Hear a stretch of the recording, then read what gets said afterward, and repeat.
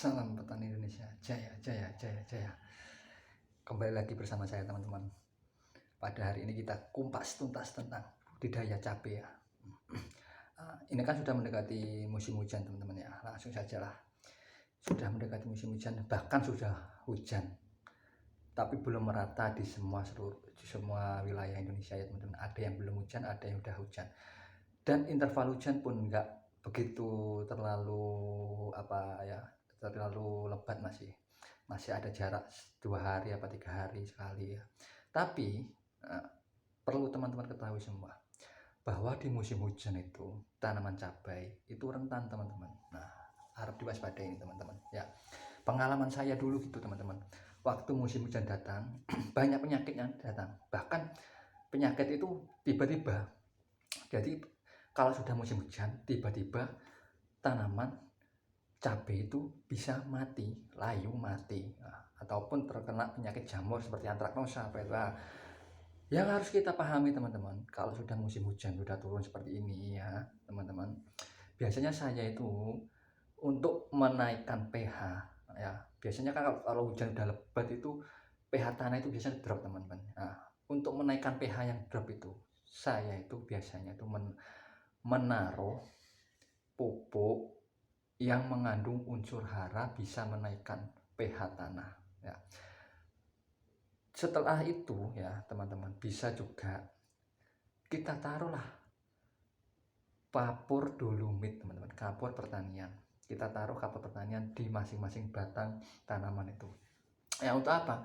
Untuk menaikkan pH dan menetralkan pH supaya pH tanah kita tidak drop.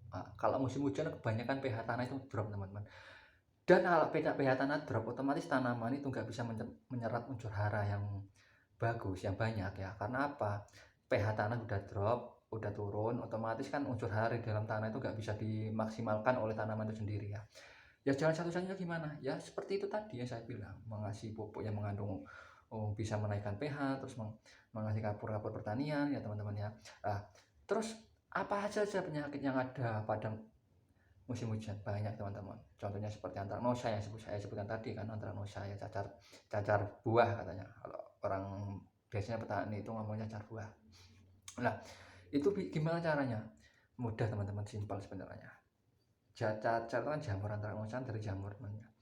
Itu biasanya saya itu melakukan tuh pengompresan teman-teman. Kalau udahnya malam ya, biasanya malam itu kita biasanya saya itu kalau udah hujan malam mengompres itu pakai air sumur teman-teman. Air sumur, bukan air yang mengalir dari irigasi di samping lahan, enggak, pakai air yang dari sumur, langsung dari sumber ya.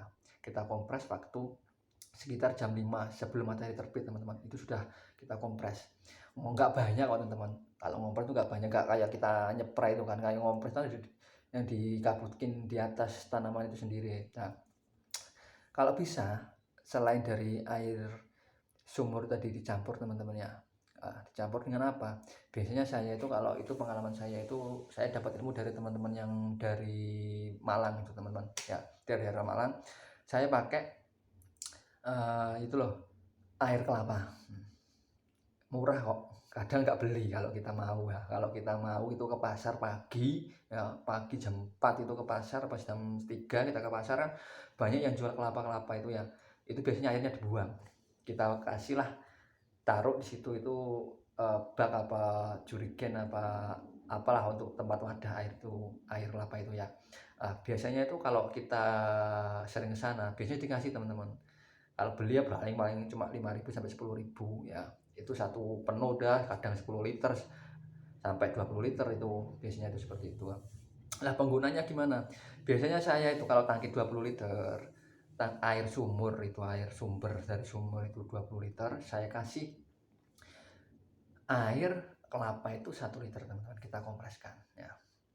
Dengan luasan biasanya saya itu, kalau luasan itu 5.000 meter persegi, biasanya cuma habis 4 tangki ya.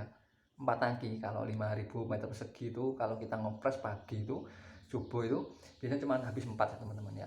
Jadi teman-teman, kalau sudah musim hujan itu banyak indikasi ya, penyakit hama tanaman itu datang secara tiba-tiba ya, seperti terserang jamur tadi ya teman-teman. Harap dipahami ya.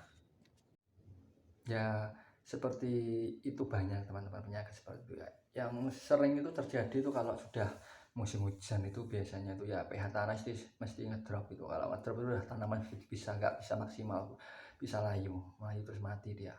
Layu jamur, layu bakteri bisa.